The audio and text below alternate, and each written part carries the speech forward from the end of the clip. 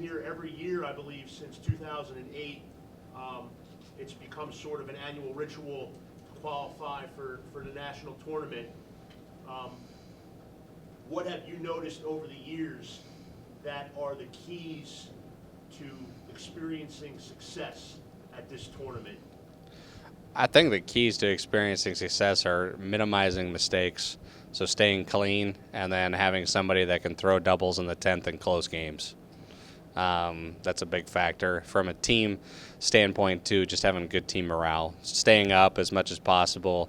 You're going to have games where you're going to have 75 in the 5th, and your opponent's going to have a 3 or 4 bagger, and you need to find a way to still continue to stay positive and find a way to strike in those situations, because there are times that your opponent will back up. And so you've got to make sure that you stay, even though you have, like I said, your 5 frames in type deal and you're losing, you have to stay on the course of that. Over time you will succeed by making the shots that you know how to make. How do you go about handling that type of situation where you may have a 75 in the 5th frame and they have a 4-bagger and it doesn't look good, but how do you kind of, in bowling basically there's no defense, you can't stop what the other person is doing, so how do you kind of tune it out of what they have and just stay focused on what you're doing and what you need to do to get back into a game, into a situation like that? I actually don't look at the score. Some players on our team do, some don't. That kind of just helps us block out mentally.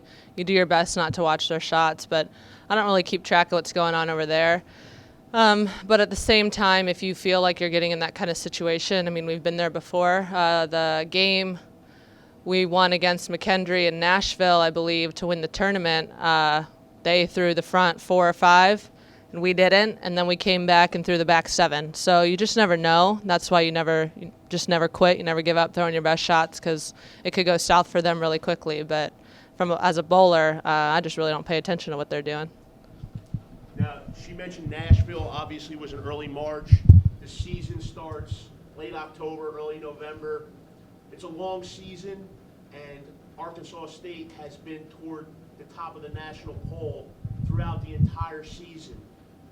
What is the secret for you to sustain that high level of play throughout such a long period of time? It's continuing to work fundamentally.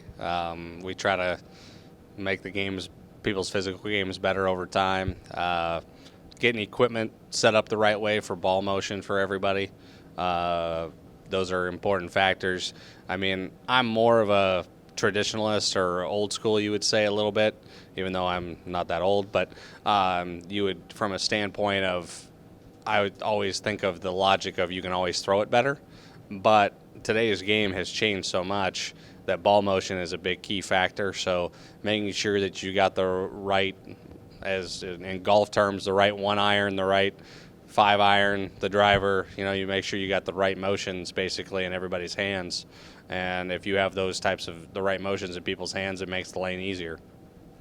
So that's as far as the equipment goes.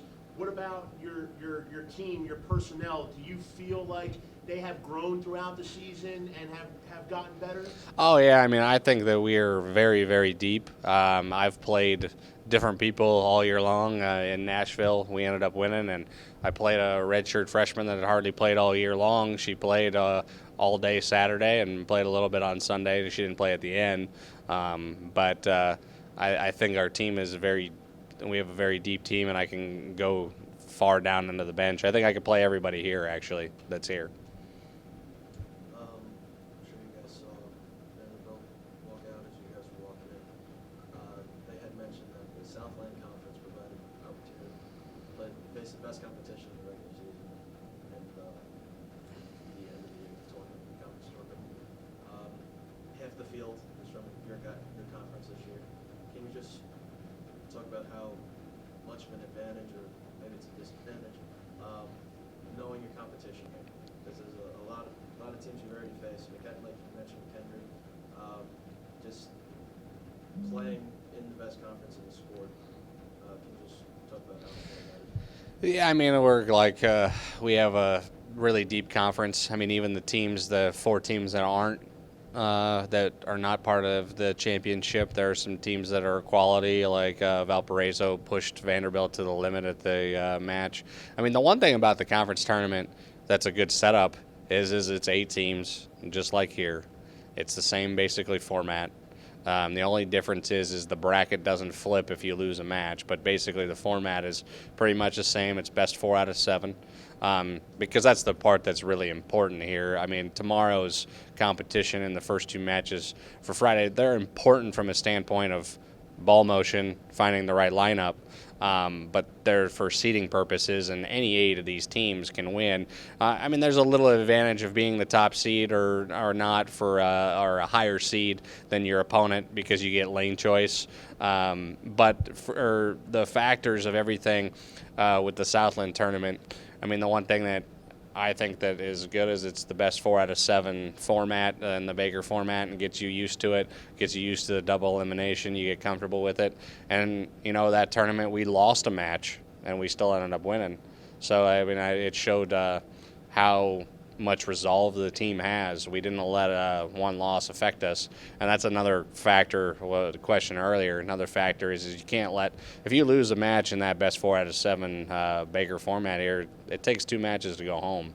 So you gotta stay the course of what you're doing, because you can't control what your opponent does. You could play well and lose a match, play really, really well and lose. So you definitely have to stay the course, basically, of what you're doing and stay within yourself.